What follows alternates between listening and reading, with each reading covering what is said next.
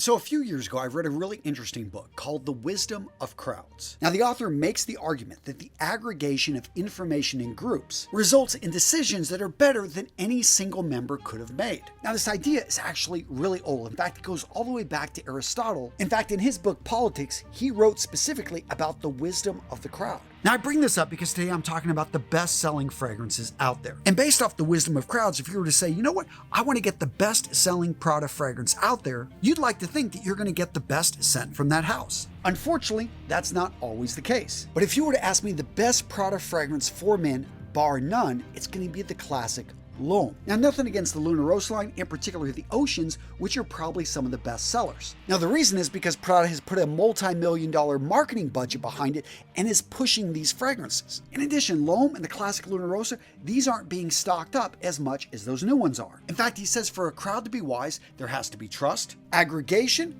decentralization, independence, and diversity of opinion. So if you think about it, because of distribution, oftentimes we're not going to choose the best, we're going to choose what's available. So in today's video, gents, we're talking about the best-selling fragrances out there. And are those fragrances worth your money? Are they the best choice? And if not, what fragrances do I recommend? You ready, gents? Let's do it.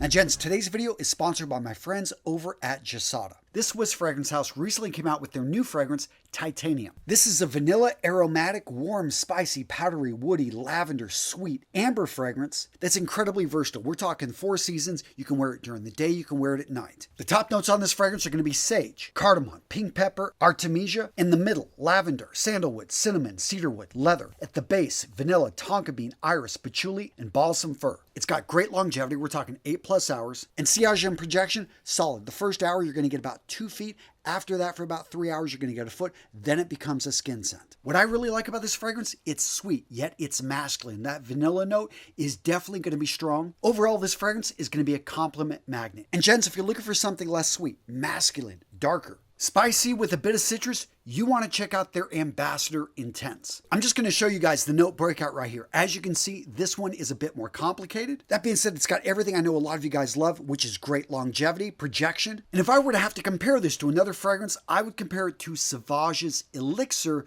but a little bit lighter, not as heavy or in your face. And gents, if you want to grab this fragrance or any of Jasada's fragrances, use the link in the description of today's video to get 20% off. Now, this next set of best-selling fragrances first made a splash in 2021. The House of Burberry came out with their new fragrance, Hero. The face of this was Adam Driver. Now, the ad materials were kind of weird. It was a horse, he was shirtless, what was going on here? And because Burberry is considered a lower tier fragrance house, I think a lot of guys just slept on this, just passed up the fragrance, really didn't think much of it. Well, since then, Burberry has released an eau de parfum and a parfum in the Hero line. And I bought all 3 with my own money, and I have to say that they are actually better than I thought they would be. Are they anything groundbreaking? No. I mean, when you look at the notes here of the EDT, we've got bergamot at the top, juniper and black pepper in the middle, and Atlas Virginian and Himalayan cedar at the base. But there's something to be said about a fresh, woody, comforting, masculine scent that really didn't look to reinvent the wheel, just simply come in at a time when a lot of fragrances are going in a different direction. Now, do I think this is Burberry's best?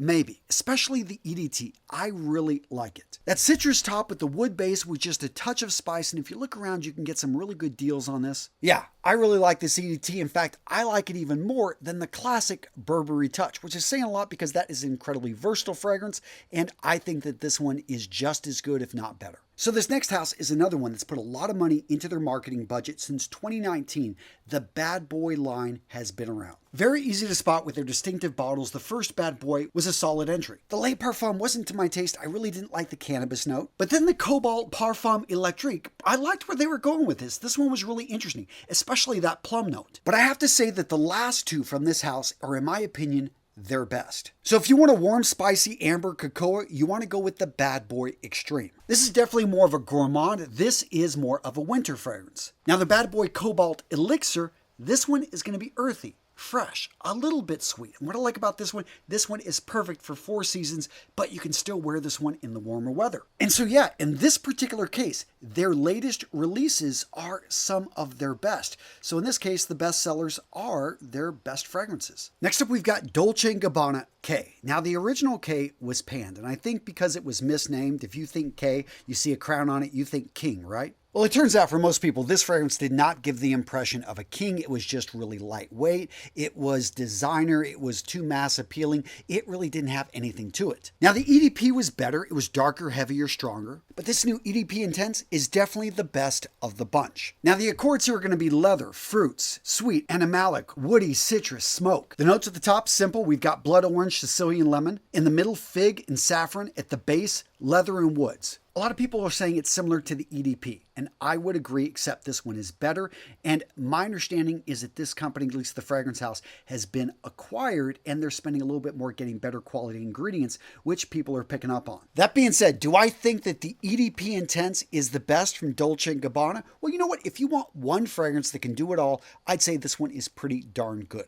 But if you want a summer and winter combination, I still think you can't beat the original Dolce & Gabbana, the one for winter, that one right there. If you're just getting into amber fragrances, you want your first deep, heavier, rich fragrance that is masculine and you're just going to love, that's the one to go with. And for summer, the original light blue. Now, if you want something a little bit heavier, go with the O Intense. It's like 4 times stronger, but I still think the original isn't bad, although it only lasts for a few hours. But hey, if you look around, you can find that fragrance almost anywhere for some pretty good deals. Now, this next house is famous for taking scent profiles that work and pretty much shamelessly just taking them and saying, oh yeah, this is ours. But that's okay because you're able to get amazing smelling fragrances, sometimes at some really good prices. So Mont Blanc Legend, if you know Abercrombie & Fitch's Fierce, this was a cloned version of it and smells very similar. As you can see from the note breakout here, this is a crowd-pleasing fragrance that has a proven DNA that's going to get you compliments. However, if you have the choice, get the new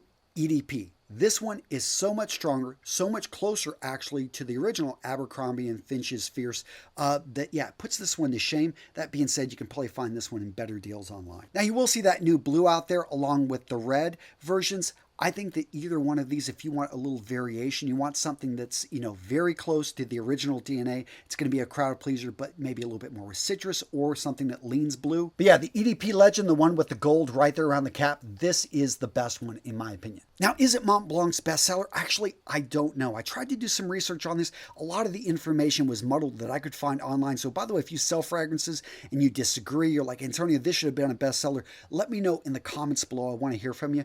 But right here, Explorer. This one, as many of you guys know, is a copy of Creed Aventus. Now, because Creed Aventus costs over $500 a bottle, and this one costs close to $100 a bottle, yeah, this one is going to sell a lot more, especially when people know what it is. Now, again, fragrance is very subjective, and I'm not going to say that Mont Blanc is the best copy of Creed Aventus, but it probably is the easiest one to be able to find out there. And because of that, it translates into a lot of sales. So if you smell this fragrance, you like it, I think it's worth picking up. That being said, don't confuse the original Explorer with the silver or the blue. These smell very different. Now, this next house is one a lot of people like to hate on because of the price, and they're not like priced like Creed Aventus, but they are on average about 20 to 40% more expensive than a lot of other designer fragrances out there. Now, when you smell one of their best sellers, let's take the Gucci Guilty Parfum. This one isn't really remarkable. It's a nice fragrance. It's definitely going to get you compliments. You could almost even overspray this thing, but it's a relatively small bottle. You pay a lot of money for it. But Gucci's got their fans. This new elixir, people are absolutely loving. For me, it's a little bit too floral. I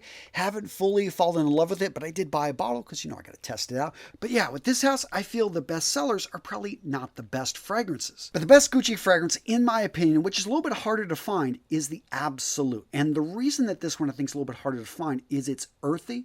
This one definitely does not smell like the other ones in the Gucci Guilty line, hence why I like it so much. If you're in a store and you see this one, I highly recommend you try it out. Don't blind buy. It's too natural for a lot of people, and by natural I mean, again, just smelling like earthy, but I personally absolutely love it. Next up, we've got Acqua di Gio, the classic since 1996. Again, this is a fragrance that you are going to see all over the place. When you look at the note breakout, look at how complex, look at how beautiful this is. That being said, I feel it's been watered down. I do feel that this one is a bit dated. And personally, my favorite in the line is one of the newer ones, Profondo. Now, the Profondo Lights is a lighter version of this. I like the heavier one. This is definitely going to be more aquatic. This one smells like the ocean. And I'll be straight up, it's not for everybody. However, you'll be happy to hear their new Parfum, which is a little bit darker and smokier than the original, and the EDP, which is a modern variation of the original. I think that they did a really good job updating these. And these are probably their best sellers because they've been pushing them hard. Although The original, I think a lot of people are still buying it because it's a little bit cheaper. But if I was in a store, I would either go with the EDP or the Parfum if I'm looking for a new Acqua di Gio to add to my collection. And speaking of legacy sales, let's talk about Ralph Lauren. So when I looked at some of the list of the bestsellers, I saw blue up there. I saw the original Polo Green. Red, for some reason, was coming in third place, which I find hard to believe because of the profile. That one's sweet. That one is going to get you compliments. But my issue with the Ralph Lauren line is it's so friggin' confusing. And to be honest, all those fragrances except for the original green, even though they've taken out the oak moss, I still think it's a great fragrance, but all the other ones are pretty boring. And that's why I was happy to see with the Ralph's Club, they progressively improve them. So the original one, so-so, crowd pleaser. Then the Eau de Parfum, decent. Then the Ralph's Club Parfum, pretty good. But the Elixir, oh yeah. And again, I like earthier fragrances, and that's where they took this fragrance, the direction. It makes sense with an Elixir, but I thought this one was the best of the batch. That being said, the best seller from Ralph Lauren is probably going to be the Polo 67. You're seeing this one everywhere. They're pushing it hard, and it's probably broken into at least the top 5 in terms of sales. And there's a good reason for it, because I'm going to talk about this here in a few minutes, but this is very similar to another fragrance that is, yeah, just blowing it out of the water with sales. So the fragrance I was alluding to is Yves Saint Laurent's Myself. Now, this fragrance came out in 2023, but there's already a new version, the Le Parfum. But I have to say, as soon as I got my nose on this fragrance, I knew it was going to be a bestseller because it is incredibly crowd-pleasing. Is it unique? No, not at all. But the accords here, citrus, white floral, patchouli, fresh spice with woods. Straight up, this is a citrus top with a little bit of orange blossom in the middle with ambrox and patchouli at the base. This fragrance just smells good. And this one is eerily similar. I'm wondering how they did it so quickly. Now, if you're into classical men's fragrances that are masculine, you are probably not going to like this. This is, I think, for the younger, more modern guy. Hence, we look at the marketing campaign built all around this. Now, in case you didn't know, Yves Saint Laurent's Y is also one of the best-selling fragrances out there. And they've been working with these fragrances for about 6 years, building up this line. Which, if you're just getting into fragrances and you want compliments, you want an easy-to-wear, somewhat masculine, but still fresh fragrance, I would still recommend Yves Saint Laurent's Y, the EDP in particular. Although the new Elixir is pretty good too. Now, what about the House Paco Rabanne? So the fragrance you're going to see hyped here is Phantom. There is another version that just came out. I like Phantom, but I do think it's an acquired taste. And if I were to say, is this their best fragrance for most guys, I'd say no. Now, the fragrance I would still recommend to most guys just starting off in the House of Paco Rabanne is actually one of their oldest. It's not, and again, 1 million, tons of flankers here. But go back to the original. I'll tell you, the original 1 million, yes, it comes in a tacky bottle, but that smell is friggin' magic. Yes, it's a bit overplayed, but it's become a little bit less common. And here's the deal. Fragrances smell slightly different on different people. So try it out. For a lot of guys, it's going to be too sweet, a little bit too cloying. But for some of you guys, you're going to love it. That being said, if you're looking for another Paco Rabanne that actually is new, isn't getting hyped up one, and I think it's one of the best in their line, check out the new Invictus Parfum. This is a warm weather, sweet, compliment-getting magnet. Now, of course, this list would not be complete with 2 of the heavyweights, although I have to say that Bleu de Chanel probably has slipped down in sales. I'm still waiting for them to come out with something new. They need to come out with an Elixir. Everyone's doing it, and I want to see what they can do. It's been a while. But right over here, Sauvage, as you guys know, they kicked off the Elixir movement. That being said, the bestseller is still going to be the EDT. And yes, both of these, incredibly popular, especially this one right here. But is it still great? You bet it is. This thing still gets compliments, and if you look around, you can find some pretty good deals on it. So, what did I miss? What houses should have been on this list? I know, I could have added a lot more. But gents, that's why I'm going to keep making you videos. So yeah, you want to learn more about men's fragrances? I got you covered. Boom, check out this video right here, a solid one. Oh yeah, go check it out.